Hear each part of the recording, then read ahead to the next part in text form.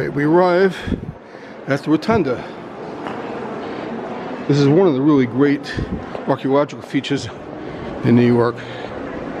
And when they do their dance and music stuff here, this is always the place. Great place for weddings. It's 2 stories plus the glass ceiling, which they had repaired at one time. And this there's also glass on the floor here, which you can see from above it. I have filmed somewhere people dancing over this on one night. The European art used to be displayed here. Now they've moved something else here, whatever it is. I don't know. But the room itself is worthy of a visit just for its archaeological, not archaeological, what's the word? The word is architectural, significance. This is really one of the unique spots in New York. And for a long time this was closed off, I suppose because the glass floor was weak and they had some Roman statues on it. But all of it seems to be open at the moment.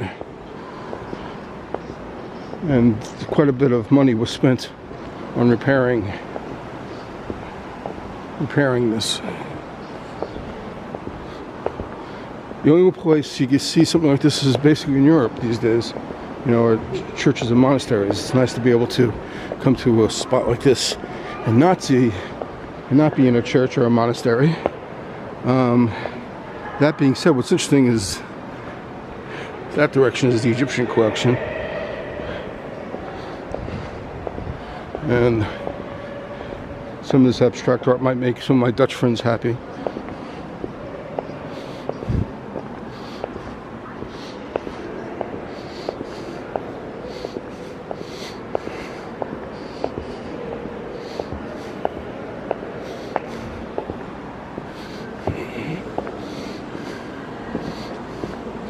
Used to be great European art here. I don't know where it all went.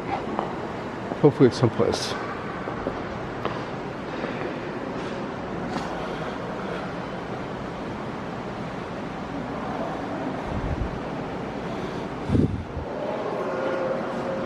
Okay.